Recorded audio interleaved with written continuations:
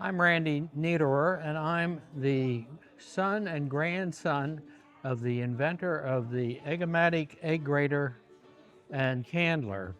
This machine was manufactured beginning of 1939, and it has an interesting history, as does the family. My grandfather, Otto, came over from Geis, Switzerland in 1910, settled in northern New Jersey. He came from a part of Switzerland where they had the cattle and where the book Heidi was written. And his goal his whole life was to have a dairy farm. And the problem he had is that he was trained as an embroiderer, and he worked for 5 years up in Union City, New Jersey, until he could save up enough money to buy himself a farm. And the farm he bought was down here at Washington's Crossing in 1915, and he had the ability to go in the dairy business.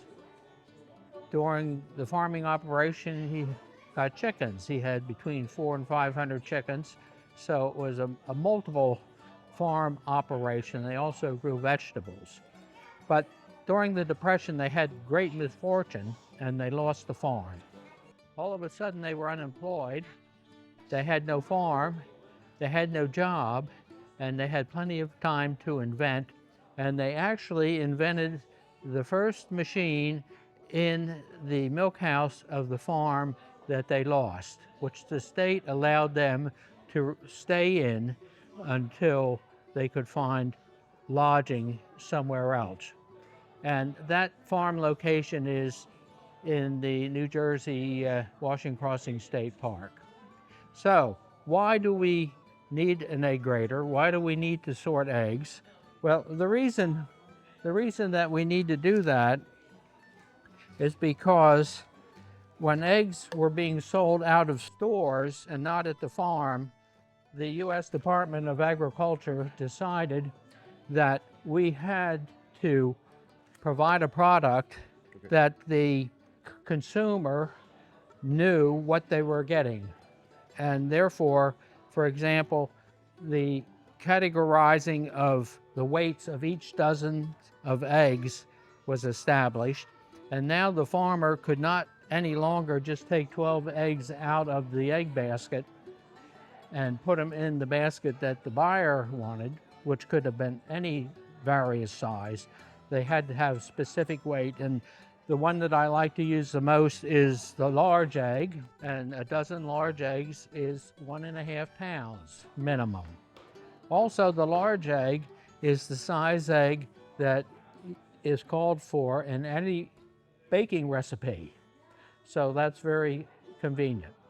So the grandfather and his sons were busy inventing their A machine that they hopefully could market, and they were fortunate enough to do so. And by 1939, down in the little village of Titusville, where they were living at the time, they were able to manufacture a prototype. They had it patented, they received a patent, and that began the fledgling business of Otto Niederer Sons Incorporated, or Egomatic. And I have here on this table a machine, an early Egomatic. They changed over the years a little bit. They definitely got larger, but this is the basic machine. And I'll just flip it on for you so that you can see what it does. It allows the operator to candle the egg so that they can see whether the shell is cracked, whether there's a blood spot in it, or whether there's something there that is not saleable. The machine also weighs, and we have 5 categories here. We have jumbo, extra large, large, medium, and small. Now, why do we have so many different categories? The main reason is that when you have a poultry flock and they start to lay eggs, the pullets lay small eggs first. And as they grow older and more mature, the eggs become larger. So these categories are necessary if you are the operator and seller of eggs from a flock that's on your farm. Today, eggs that are of the subgrades and they are really jumbos, smalls, and peewees. These eggs are often not sold in the store in dozens. They are actually cracked and sold in containers to bakeries and processing companies for other products. So the basic grades that we see in the supermarket are extra large, large, and medium. The popular egg is the Leghorn white egg, and the main reason is that Leghorns are prolific egg layers. The other reason is that with a white-shelled egg, you can actually candle and see inside whether there is any imperfection. And so with that in mind, that's why we normally see white eggs and they are popular. There's nothing wrong with brown eggs. The Niederers were basically dairy farmers. And the poultry was a side operation mainly to provide pocket money for the mother to buy sugar, staples, whatever you couldn't raise on the farm. So as I mentioned earlier, the family went into bankruptcy in the early 1930s. The farm was repossessed by the bank. The Niederers were unemployed, still living in the farmhouse at the farm. The state had bought the property, and it is now part of the New Jersey State Park in Washington's Crossing. While they were there, the grandfather had plenty of time, as did the sons, because there was no job to go to, and they had always had this great desire to work on a machine that would handle eggs, especially grading and candling them, because it was the most time-consuming. When you candled and graded eggs by hand, a good grader and candler could do between 350 and 400 eggs an hour. So if you had 1,000 eggs, you were grading and candling eggs like almost 4 hours a night, and that was very time consuming. So the desire to make a machine that could do it mechanically, which the grandfather, Otto Niederer, always thought was possible, was the incentive for spending their time working on the idea of an egg machine, which they did and which you saw demonstrated earlier. This machine would process in 1 hour 1,500 eggs, and that was really an exceptional speed. And I like to liken it to when the clothes washer was introduced to the farm, and the farmer's wife didn't have to wash with the scrub board, and it just freed them up so much from drudgery. A little bit of history on the naming of Egomatic. You might wonder, when you actually see the name spelled, it looks more like Egomatic than Egomatic, and by golly, it does. The story behind the name, at least the one that I received, when the grandfather came from Switzerland, he didn't speak English. To them, with their limited English expertise, it looked like Egomatic to them, without the extra G. So that's, they were mechanically inclined. They were a fledgling company, started manufacturing. I can remember the story mentioned by my grandmother, that when they went into manufacturing. The grandfather thought that they could perhaps sell 400 machines, and that would completely fill the market, and they would be out of business.